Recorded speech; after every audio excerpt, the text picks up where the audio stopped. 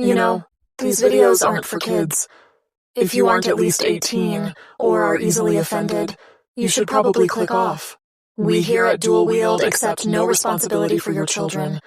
So if you are an adult who sat your kids down to watch our videos, you should be ashamed. Anyway, back to the video. Are you ready?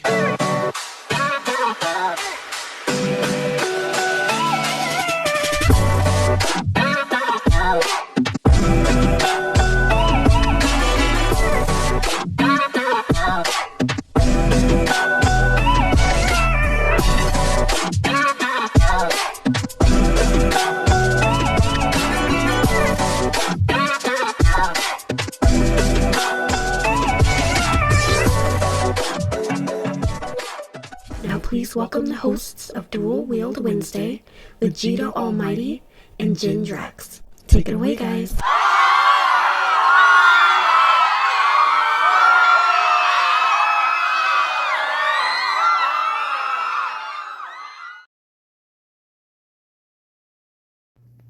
Well, we're in hell. Greetings, my loyal subjects. It is I, the Prince of all Saiyans. And I'm not doing that in the whole video. Anyway, what's up, guys? Welcome back to another episode of Dual-Wield Wednesday, specifically for 31 Days of Hallow-Wield. Ooh, spooky. With me, as always, is Sir Clears His Throats a lot. Gindrax, say hello to nice people at home. Heyo. Also, go fuck yourself. We're past 10 seconds, so you're good. We got Dr. Pepper. So we're gonna start off. Dr. Pepper. We're gonna start this video off. I mean, I like to do this typically on our Hallow-Wield podcasts. Reviewing treats seems like the perfect time of year to do that. Now I've had these for a little while. Quick fourth wall break. As I've stated previously, this episode is being recorded in advance due to the moving situation that we've told you guys about already. So this is going to sound like a weird product to be consuming in fall, but nonetheless, perfect time. Perfect time is always the present. So we have here the limited edition Dr. Pepper creamy coconut flavor. And we're going to be cracking her open, and we're just going to be having a little taste test. So, you want to rock, paper, scissors, see who goes first? Let's do it. Rock, paper, scissors, shoot. Rock, paper, scissors, shoot. Rock, paper, scissors, shoot. Rock, paper, scissors, shoot. Fuck! I thought for sure you were going to... Anyway. You get to go first with your comments. So, let's crack them open and get to tasting. Cautiously optimistic about this. I like coconut. I'm okay with some coconut stuff, but I don't know about soda. It's weird. Let's see. Ooh, I don't like that smell.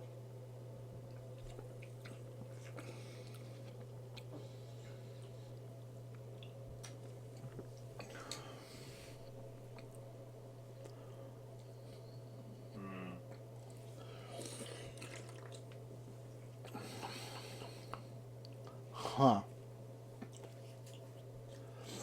Who greenlit this? Like, that's one thing I don't know. I'm getting, like, really weirded by these fucking soda companies. I like Dr. Pepper. Mm-hmm. This is like a 2 out of 10 for me. Really? It is so heavy on the coconut that you don't taste hardly any of the Dr. Pepper. The aftertaste that it's leaving in my mouth tastes like I just got face fucked by an Almond Joy. Well, I like Almond Joy. I don't. No. And it's just... Who the fuck had enough people... Because from what I understand, in marketing, they have to, like... Whenever they have a new product idea or a new flavor, they do taste testing with, like, a bunch of people. Like, they're not just going to randomly mass produce a fucking flavor, even if it is limited edition. They're going to run it by people first. I'll stop you there. Flamin' Hot Mountain Dew. I mean, this still had to go through the fucking product testing. I highly doubt that. Like, unless they're just entirely skipping the product testing phase, then I don't know who the fuck greenlit this, but they needed demotion. I wouldn't go that far. I wouldn't say that because you got to remember there are people that really like coconut. Yeah, I'm one of them. Yeah. I'm one of those people that like coconut. Don't get me wrong. I like coconut. Don't get me I like I coconut really to like, an extent. I really like coconut though. Yeah, coconut cream pie, best fucking pie. I love when we go to those Chinese places, the buffets. They have those little coconut macaroon things or whatever. Oh yeah, dude, those are fire. I'll smash those. I'll even get them from the store. Like I've actually had like actual coconut, and I will eat actual coconut. It's not bad. I don't know what it is about Almond Joy. They specifically do something to the fucking coconut. It doesn't like taste like actual coconut to me. I don't know why. I think it's the almonds that's fucking with you. Because I usually spit the almonds out. Because their almonds are gross. I don't know, maybe, but that's why I like Mounds better. Even Mound, but see, Mounds has got the dark chocolate, which is. I wish they made a Mounds with milk chocolate. And you would probably, which they kind of have something like that. Without the almonds. Yeah. No. I mean, yeah. Zagnut bar is one of my favorite fucking candy bars, and it's toasted coconut with peanut butter. Yeah. Like, I love it. But fucking this kind of shit just... I don't see it. Like, I really don't see what you're so up in arms about, to be honest. I mean, you're right to your own opinion. Like, I'm not saying that you're not. But me personally, I'm not getting the... Because to me, it tastes like... The aftertaste very much so reminds me of after eating one of those little coconut things from the Chinese place. Not like... It's very much that flavor profile. Maybe to me, it doesn't taste like the macaroons. To me, that's exactly what I'm getting out of this. It's a coconut macaroon flavored soda. But so here's where my demotion and points comes in. It's actually going to be for the exact opposite of what he's saying. So,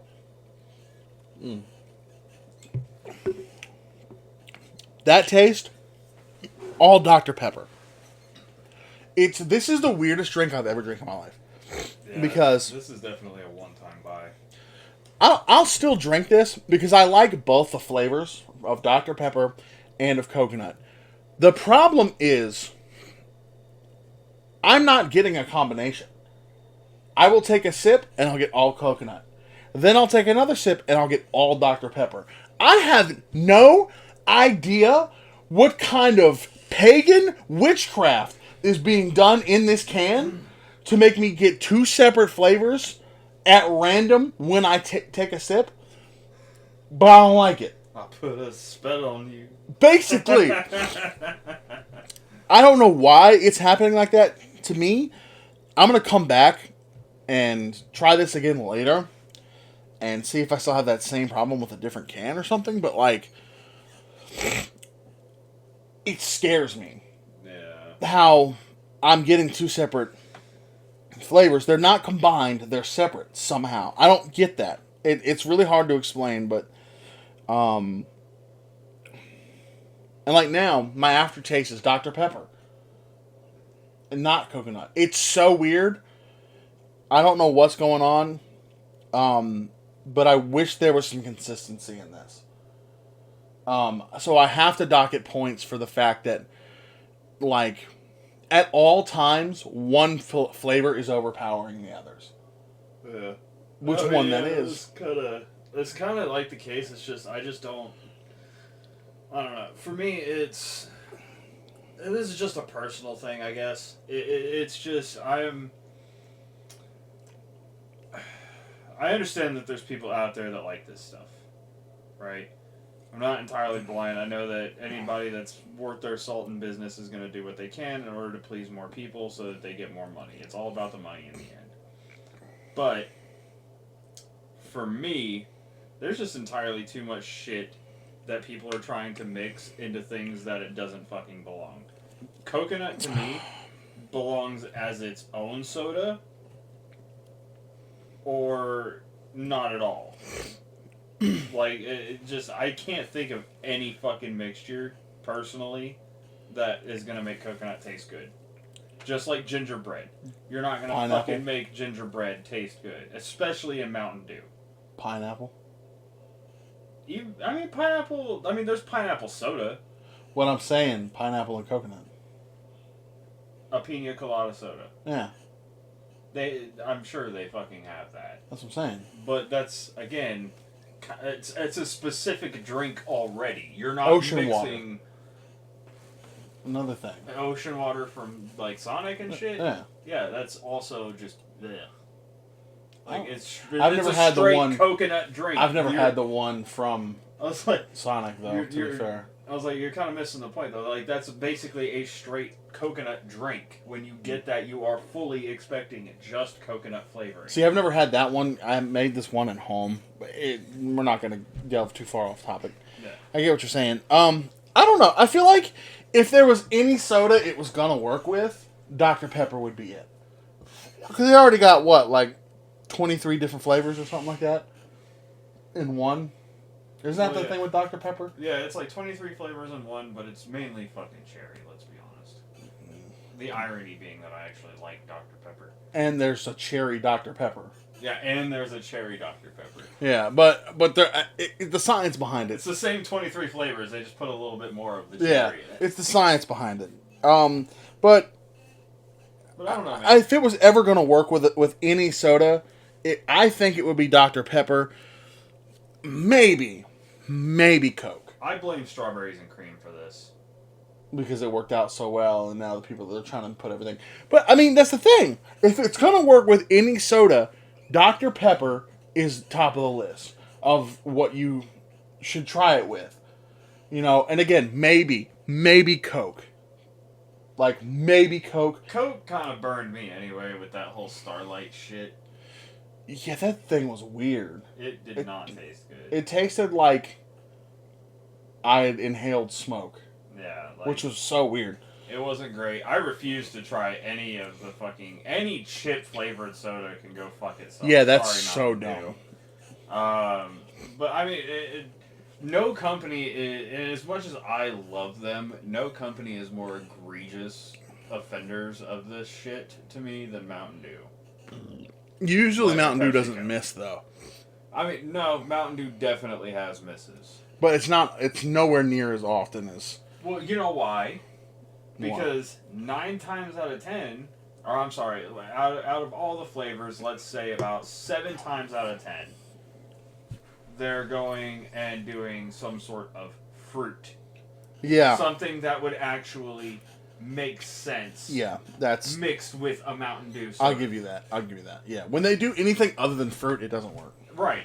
The fucking Christmas gingerbread tasted like vomit in a goddamn can. That shit was disgusting. I can't remember if we recorded your reaction to that or not. I don't fucking remember either, but I remember my reaction was kind of pissed. I remember it was disgusting. You were not happy. No. The only thing you said was it would go good with some, like, alcohol. Like, if you mix it with an alcoholic beverage. It would have to be a really fucking strong alcohol to make me even consider that, to be honest. That's pretty much what you said, too. But you got that fucking nightmare shit. Then you got the fucking Flamin' Hot Cheetos flavored. Like, what the fuck, Mountain Dew? No, that's the thing that I think you're missing, too. Is it's not Flamin' Hot Cheetos flavor. It's Flamin' Hot flavor. Or, I'm sorry, Flamin' Hot. Whatever. Who the fuck wants to drink a spicy soda? Yeah, like... It's not even the fact that it's Flamin' Hot. Because even Flamin' Hot Cheeto flavor would have been funny as like a prank. But no, Flamin' Hot Mountain Dew, you're just adding Flaming Hot to Mountain Dew. Yeah, you're essentially just adding chilies. Yeah. Like, I didn't even taste it. I didn't even taste it. I refused to taste it. I refuse to even try it. Yeah, I won't spend my money on it. Yeah, absolutely. Like, even for the channel. Like, see, I learned a lot of sacrifices, and there's a lot of shit that I'll do for the fucking channel. That is not one. Yeah, we have to have some limits. And see, for me, I learned my lesson years ago when they tried that Pepsi Fire bullshit.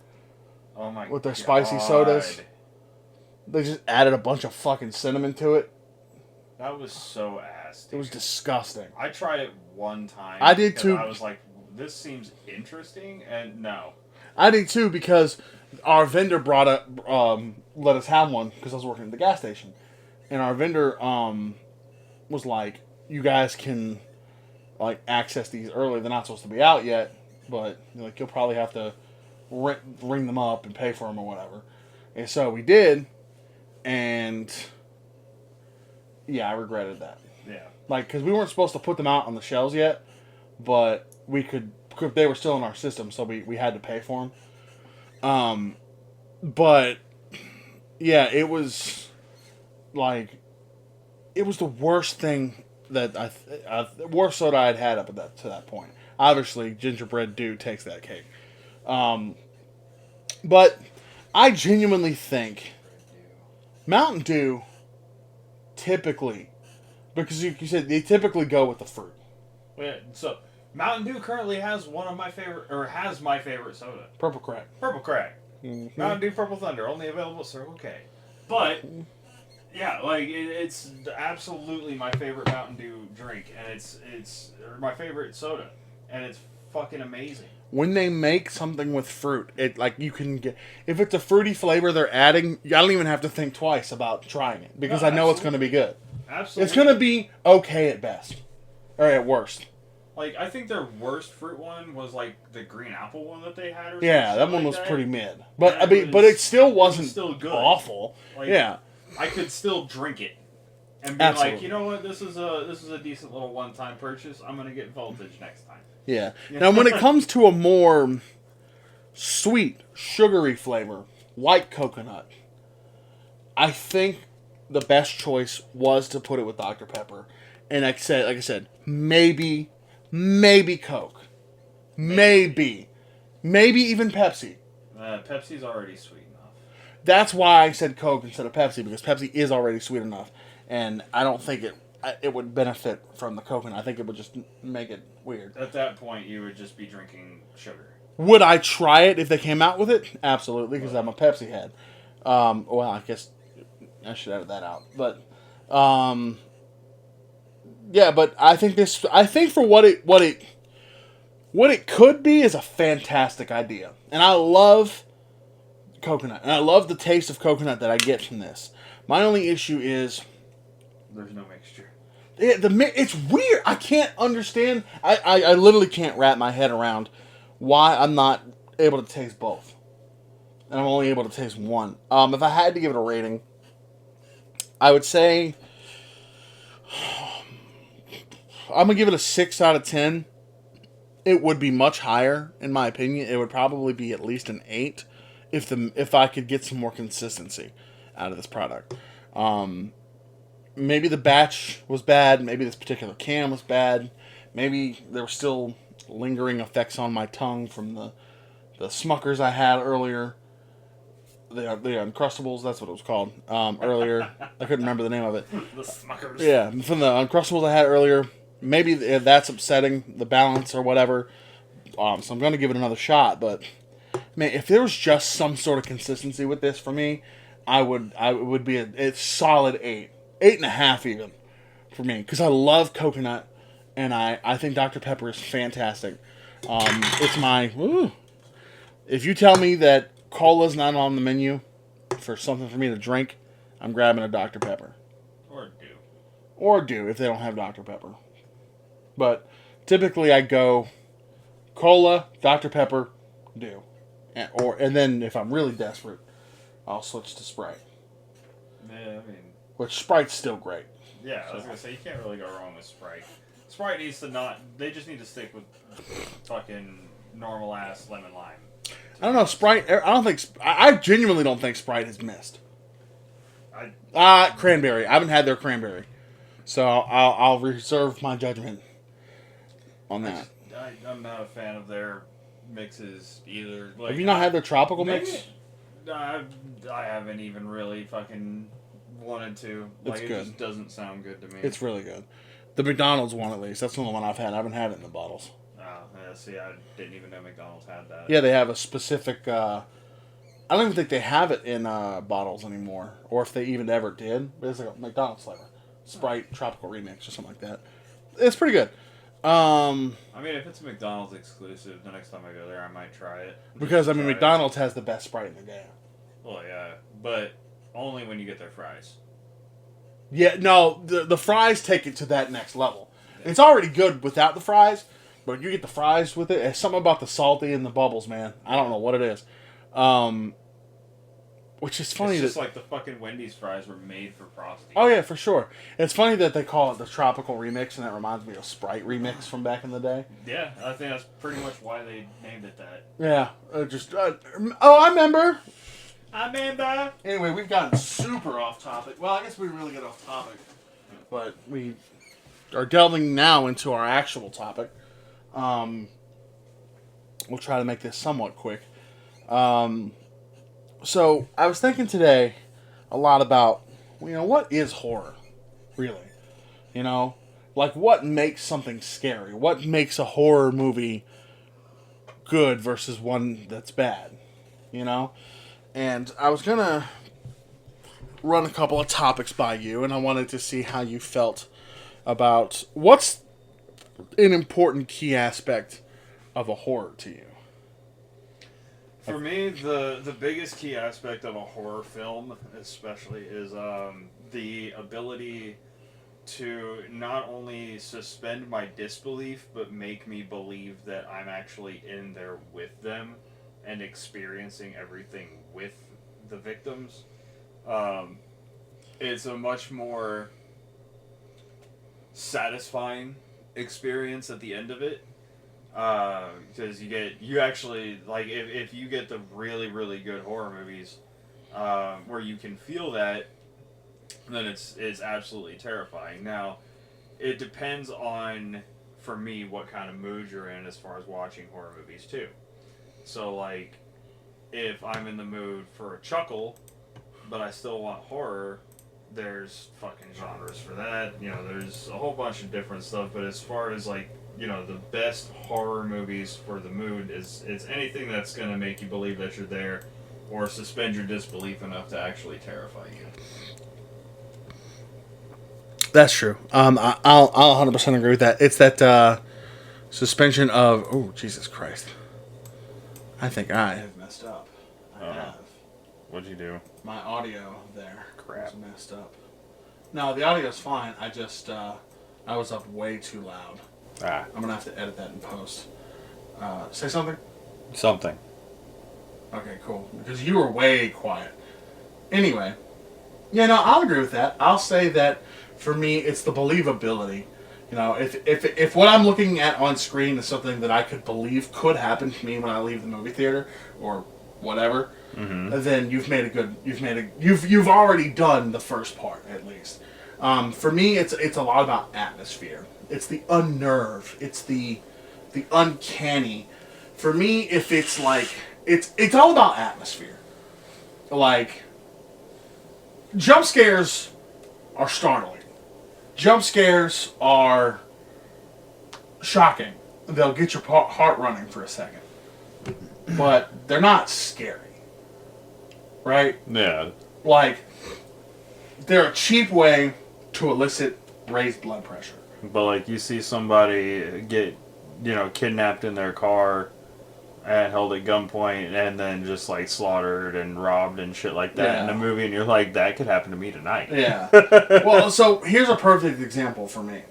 And this is so weird that it did this, but, and we were just talking about this and we were just watching this.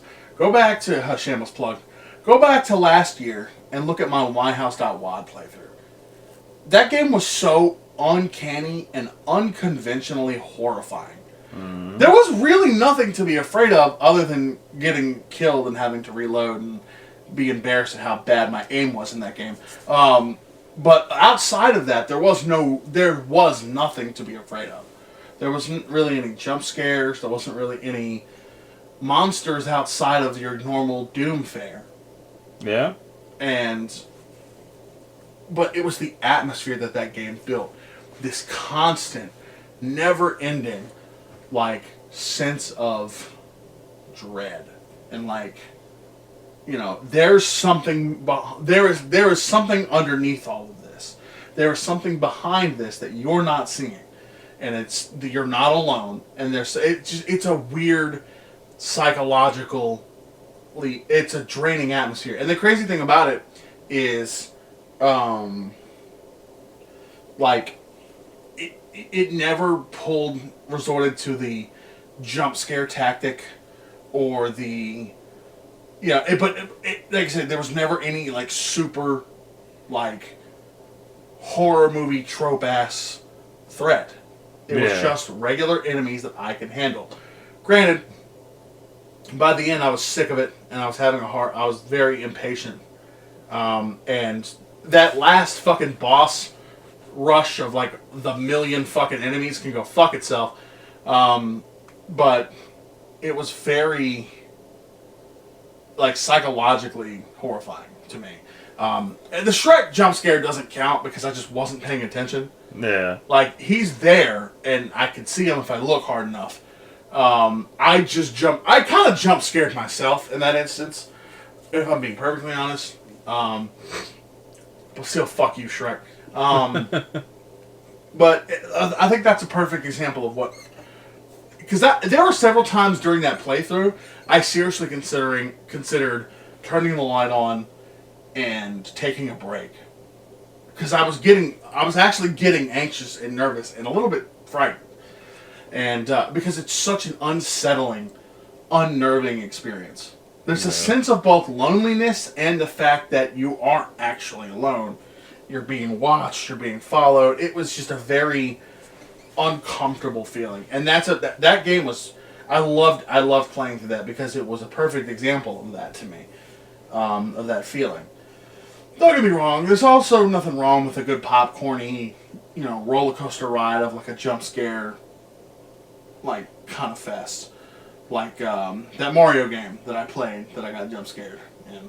Yeah. That one was a little bit fun. Well, leading back into bringing into your point, in my opinion, the greatest horror movie franchise of all time, Final Destination. Final Destination is pretty good. I like because like you said, it brings in that realism. Yeah, this could happen to me. Maybe not in this exact circumstance. Maybe it's not a vengeful death spirit, out to get me. But well, even then, so in the movies, that's the thing though. It wasn't necessarily a vengeful death spirit. So like that was just what they figured because that was the pattern in which they were dying. But there was no real death character coming for them. There was no physical death being coming for them. It was just they were supposed to die. That's part of the plan. The plan got interrupted, so now the sequence of events are set in motion. That's what I'm saying, by this, like, unseeing death entity, basically. Yeah. Essentially, but yeah, no, like, it's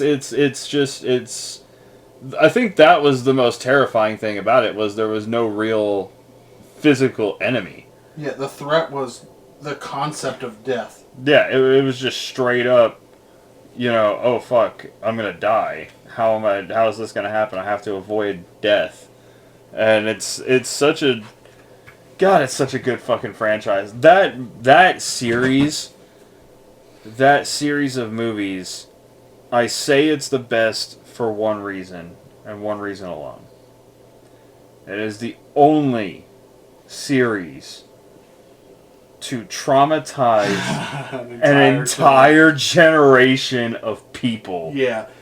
To the point where I know full-grown ass adults, myself being one of them, me being another, who will not drive behind logging trucks.